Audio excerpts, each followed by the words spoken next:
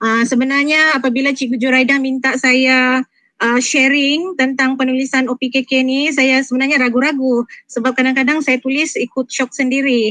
Tapi sangat berterima kasihlah dengan SIC Plus yang banyak memberi bimbingan lah, terutamanya kepada sekolah kami. Dan juga saya ada melalui pembacaan ataupun daripada webinar. So dari sana saya dapatkan maklumat. So terhasillah penulisan OPKK saya ni lah. Okey, jadi kita pergi ke slide saya yang ini. Sama juga macam Cikgu Meleron tadi. Okey, kita seperti mana semua kita tahu, kita ada 3 jenis model. So yang panitia kami, SMK Mutiara, kami memilih ABCD lah. Okey, dan sudah diterangkan oleh Cikgu Meliron tadi apa maksud A, apa maksud B, apa maksud C dan D. Pada mulanya bila kami menggunakan model ini, saya memang mengambil masalah untuk memahami apa sebenarnya A, B, C, D ni. Sebenarnya senang disebut, tapi bila kita sudah mula menulis, kita rasa macam betulkah? Jadi saya rasa untuk permulaan, untuk membuat OP ni, kita mesti faham dulu. Kalau kita menggunakan model ABCD ni, kena faham dulu apa itu A, apa itu B, apa itu C, apa itu D. Okay, barulah kita boleh buat kita punya OP. Itulah saya punya panduan saya lah untuk diri saya sendiri. Okay, jadi kita lihat contoh untuk RPH saya pada minggu ini. Saya ambil daripada kelas tingkatan 3 saya lah. Okay, dalam minggu ini, saya punya sedikit daripada saya punya RPH. Okay, yang ini saya rasa semua guru tahu macam mana mengisi. Okay, macam contoh standard kandungan kita dapat daripada di SKP lah. So di dalam sana pun memang ada dicatat standard kandungan. Kemudian untuk standard pembelajaran pun ada juga ditulis dalam di SKP. Jadi untuk minggu ini saya telah mengajar pelajar saya ambil daripada tajuk 1.1.5 dan juga 1.1.6. Jadi dua ini yang saya akan bincangkan nantilah macam mana saya menulis OPKK saya. Okey. Jadi yang bahagian ini saya rasa semua guru boleh buat. Okey, bila masuk pada OP. Jadi saya kena fahamkan lagi. Kalau OP ni apa yang perlu saya tulis? Jadi kalau OP ni kita kena ada standard pembelajaran. Kita kena berpandukan standard pembelajaran. Okey, dan mesti daripada di SKP lah. Okey, untuk subjek RBT kita. Dan dalam OP ni kita mesti menerangkan apa yang murid belajar. Okey, ataupun kita menerangkan pembelajaran kita pada hari itu. Macam tu saya fahamkan diri saya dulu. Okey, dan bukan kita terangkan aktiviti ataupun tugasan yang kita nak buat dengan budak. Kita mesti terangkan pembelajaran kita. So bila saya sudah faham ini, then barulah saya buat penulisan objektif saya lah. Okey, jadi dalam SP saya tadi, saya ada 2 kan. So saya akan terangkan dulu yang 1.1.5 itu. Okey, saya warnakan juga macam Cikgu Meleron tadi supaya senang kita faham. Okey, mula-mula memang macam ni lah, tapi bila sudah expert nanti saya rasa okey sudah. Jadi kalau tadi kalau Cikgu Meleron dia tulis murid dapat, dia buat satu-satu kan, murid dapat kan. Tapi untuk kami buat beginilah. Kalau audien, okey, di akhir pembelajaran murid, sebenarnya kalau dalam penulisan objektif mega dia tulis di akhir pembelajaran murid dapat. Tapi kalau dalam model ABCD, kalau ikut pemahaman saya lah, okey, dia kena spesifik. Jadi kena beritahu siapa audien kita tu. Jadi saya katakan sini murid tingkatan 3 Ibnu Sina. Okay, so tercapai sudah saya punya audien A saya. So saya next saya pergi B. Okay, kalau lihat dekat sini tadi, saya punya SP menghasilkan lakaran bahagian reka bentuk produk yang akan diubah suai berdasarkan gambar rajah blok yang terlibat. Jadi saya kena cari apakah tingkah laku yang saya boleh ukur ataupun perhatikan kepada murid saya untuk saya masukkan dalam B ni. Jadi Nah, kalau di sini dalam SP dia tulis menghasilkan lakaran. Okey, dia kata menghasilkan lakaran. Jadi saya guna lagi satu kamus saya. Okey, kamus saya ni inilah yang Cikgu Joraida bagi ni. Okey. Contoh kata kerja ni. Okey, kita ikut Bloom dan Anderson. Okey, mereka ada peringkat aras pemikiran kan. So kita memang semua ikut itu. Jadi kalau yang tadi itu macam saya punya 1.15 tadi menghasilkan lakaran. So kalau dia menghasilkan lakaran maksudnya dia aras pemikiran dia terletak dekat mencipta kan. Dia mencipta.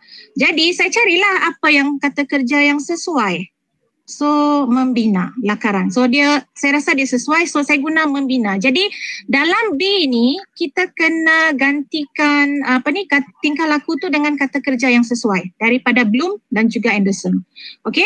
So jadi saya pun tulislah membina lakaran bahagian reka bentuk kereta kawalan jauh. Okey, sebab dalam SP saya ni dia cuma kata produk. Tapi dalam buku teks budak belajar kereta kawalan jauh. So saya kena sebut. Okey, membina lakaran bahagian reka bentuk kereta kawalan jauh yang diubah sesuai. Okey, selesai di situ B. Kemudian saya pergi kepada C. Okey, C ni pula saya kena bagi tahu dengan budak saya, dia kena bina lakaran itu mengikut keadaan melengkapkan arahan saya mengikut keadaan apa. Okey, jadi saya nak mereka lengkapkan arahan saya tadi dengan berpandukan gambar rajah blok yang diberi guru. So itu dia punya situasi. Lepas tu kemudian bahagian aras pula dengan langkah yang betul. Aras ni maksudnya bagi pemahaman saya lah standard yang murid itu mesti capai apabila dia membuat kita punya pembelajaran itu tadi. Okey, jadi langkah ni dia ada banyak langkah sebab nanti saya akan bagi tahu lah kenapa KK saya panjang. Bagi saya macam Cikgu Meliron cakap tadi, satu SP adalah 2 KK. Saya rasa tidak semestinya 2 KK, lebih pun tak apa. Sebab nanti saya akan bagi tahulah kenapa lebih pun tak apa. Dia bergantung pada kita punya pembelajaran pada hari tersebut. Okey, so selesai. Jadi saya sudah dapat A, B, C, D tadi. Jadi saya tulislah di sini, okey? So di akhir pembelajaran murid tingkatan 3 Ibnu Sina dapat membina lakaran bahagian reka bentuk kereta kawalan jauh yang diubah sesuai dengan berpandukan gambar rajah blok yang diberi guru dengan langkah yang betul. So saya telah A, B, C, D tu saya telah penuhi semua. Okey, so saya pergi kepada 1.1.6 saya. Yang ini pula dia punya ni membuat penambahbaikan. So saya balik lagi. Macam inilah saya. Saya akan pergi lihat contoh kata kerja yang sesuai. So kalau membuat pemilihan tu dia bahagian analisis. So analisis apa dia punya kata kerja yang sesuai. So dia ada perkataan membuat juga. Jadi saya rasa tak ada yang lain tak berapa sesuai. Jadi saya kata okey saya akan guna membuat.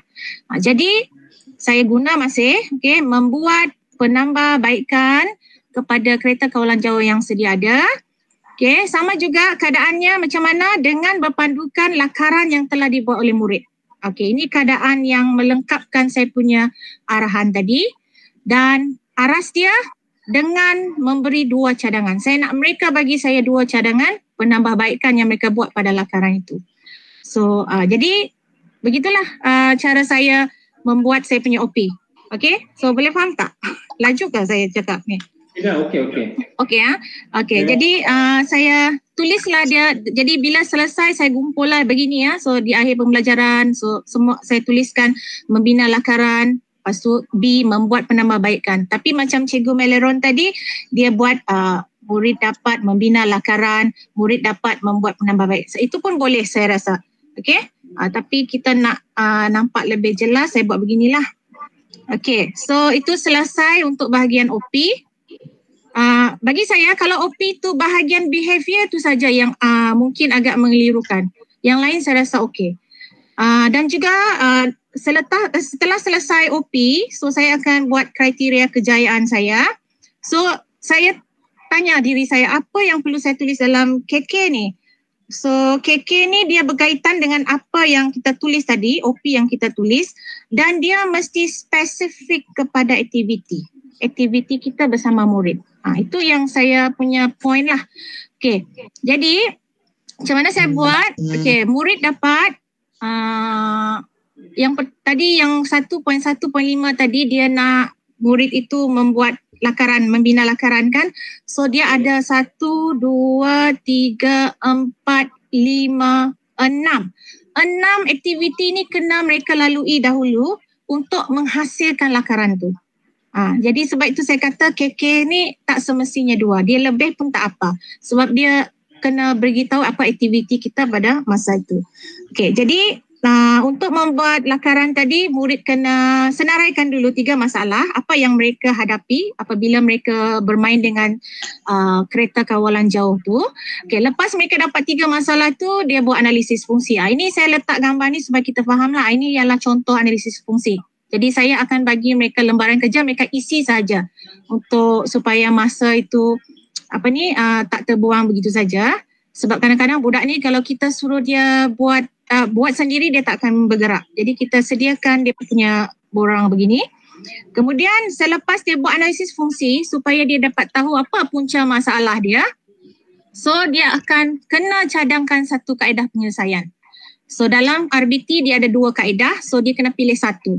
Jadi selepas itu dia sudah pilih kaedah itu, barulah dia buat gambar rajah blok. Ini gambar rajah blok yang ini.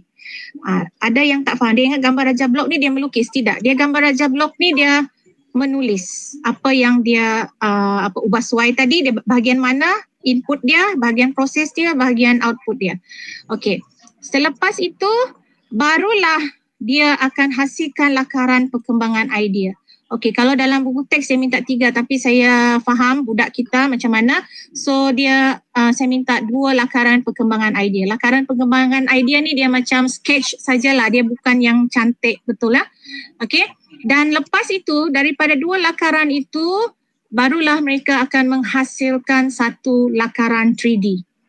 Inilah yang akan kita yang memenuhi OP kita tadi, lakaran 3D bermaklumat. Okey, so ini hanya untuk 1.15 ya. Jadi seterusnya, sebab kenapa saya kaitkan dengan 1.16, sebab bila mereka sudah selesai buat dia punya lakaran tersebut, saya kena minta mereka dalam masa tu buat apakah cadangan penambahbaikan lagi. Bila mereka dah buat tapi masih ada lagi kelemahan, so mereka kena ada 2 penambahbaikan lagi. So yang ini saya sediakan dalam jadual, so suruh mereka tulis saja. Dan seterusnya mereka kena menyenaraikan 6 langkah proses penambahbaikan.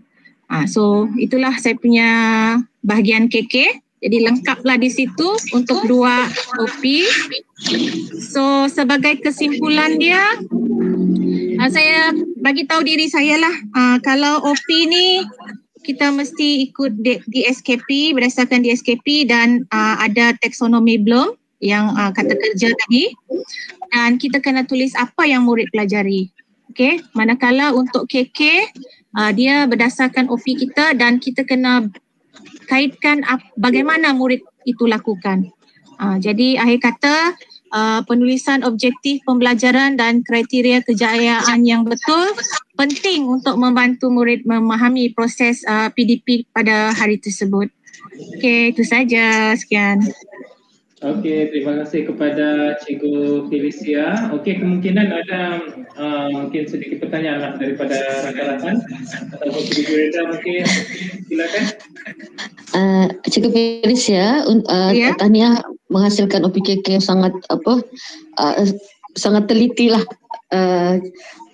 Cuma ada persoalan sini. OPKK ini adakah mencukupi untuk berapa masa, jangka masa? Ya, yang kalau untuk subjek RBT ni dia 1 jam. 1 jam. Okey, maksudnya yang semua KK tadi tu boleh dicapai dalam masa 1 jam lah. Ya, sebab dia sudah memikirkan daripada 1.13 sebelumnya. Hari-hari sebelumnya.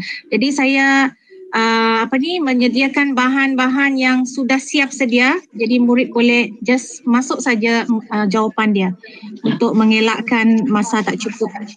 Ya.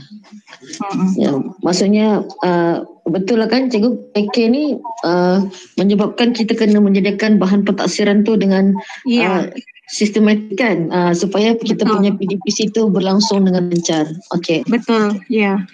Ya. Okey, Okey, itu saja cikgu. Ya. Ya, itu saja.